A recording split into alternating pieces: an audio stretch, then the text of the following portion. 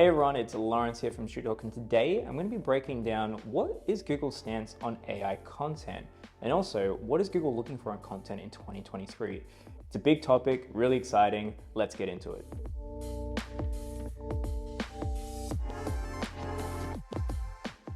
Now, that's the big question. Where does Google actually stand on AI content? Well, I could tell you where I think it stands, but luckily Google actually have explicitly said where they stand on AI content in their developer guidelines. Let's take a look. Is AI content against Google's search guidelines? The appropriate use of AI or automation is not against our guidelines. This means that it is not used to generate content primarily to manipulate search rankings, which is against our spam policies. And then a follow-up question, which is really interesting. Why doesn't Google ban AI content? Automation has been used in publishing to create useful content. AI can assist with and generate useful content in exciting new ways. Now, isn't that interesting that Google have stated that explicitly? So, where's Google stands at? They're okay with it.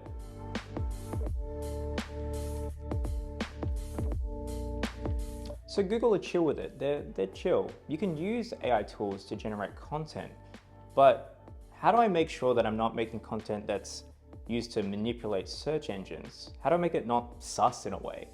Well, that's where you really need to think about, and this is where I like to apply a framework that Google provided themselves as well, is creating helpful content, useful content, people-first content, so people know when they're jumping on a page, they're going to be satisfied by the result. And I want to share with you some tips and techniques on how to do this when you're creating content using AI.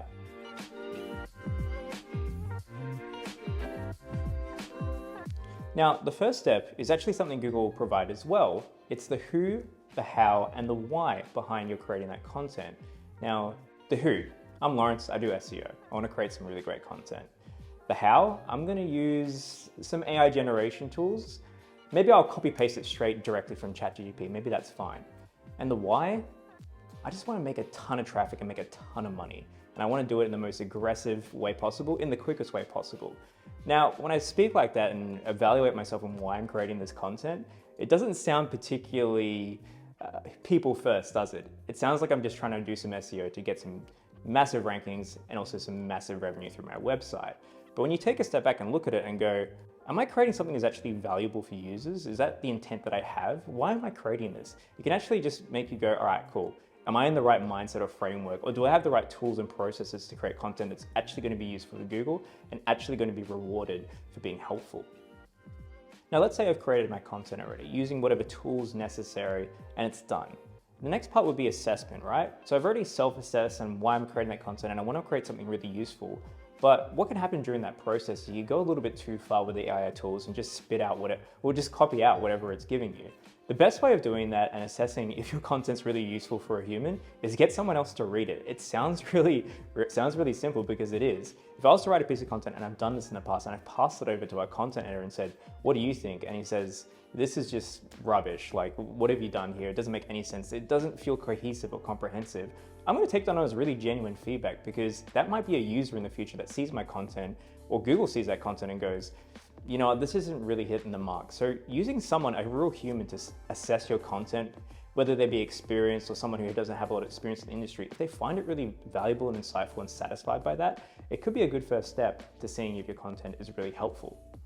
This is where AI can actually be quite useful. If you don't have a friend available to read your content and assess it from a human perspective, you can actually use something like ChatGPT and feed it specific prompts, evaluating your content based on a set number of criteria. And luckily, Google developers, in the Google Developer Guidelines, they've also suggested questions to ask yourself when you're evaluating content. So a simple hack could be putting those questions into ChatGPT and then loading in your content afterwards and asking, is it hitting the mark here? Is it comprehensive enough? Is it original enough for search engines? And it'll give you some really good pointers and examples on how to do that. A really fun way of doing it as well is taking a really high ranking article, giving it your own article and assessing and giving ChatGPT the prompt to assess the gap in between those particular pieces of content and provide suggestions on those gaps and new content and things to expand out as part of your own.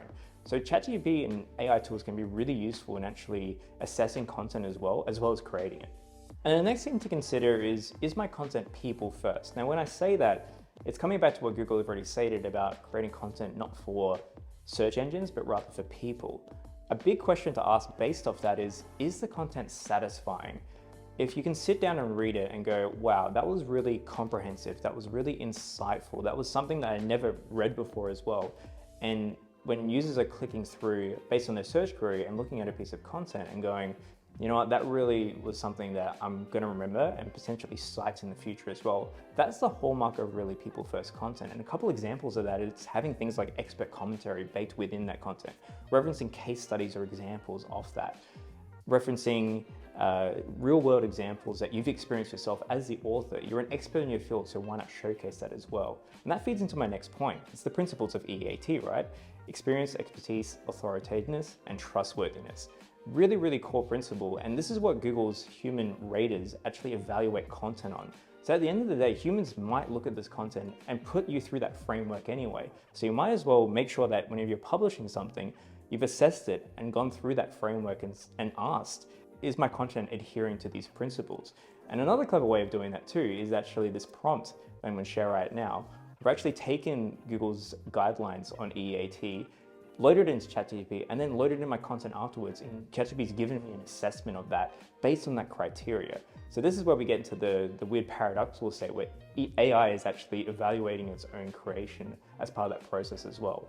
But it's all looked at through a human lens. So at the end of the day, you're writing the content, you're using AI to supplement that and speed up that process as well.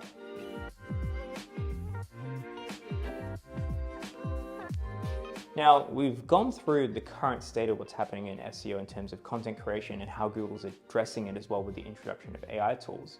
But also, we have to look to the future. Recently, Google updated their privacy policy stating that they can use web pages that are on their search engine to train their AI models, which is causing a bit of an uproar, but you think about it, this is where we need to start developing more unique content for search engines to crawl and assess as well. Because right now, everyone can pump out the same article and spin the same content and same ideas based on those topics and suggestions that they give in an AI tool.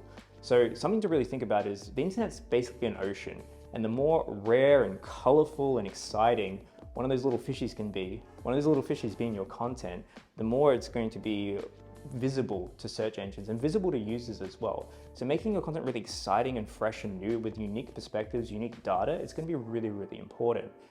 Another thing that was announced not too long ago as well, another piece of news that popped up, is a quote from 2002. This is literally 21 years ago, where Danny Sullivan said, "Make pages for users, not for search engines," which is entirely Google's statement and core piece of advice that they've laid out throughout the developer guidelines for the last 21 years. So it really comes down to making some really helpful content to users, making some really helpful content for people at the end of the day. So don't forget that when you're using AI tools to create your content.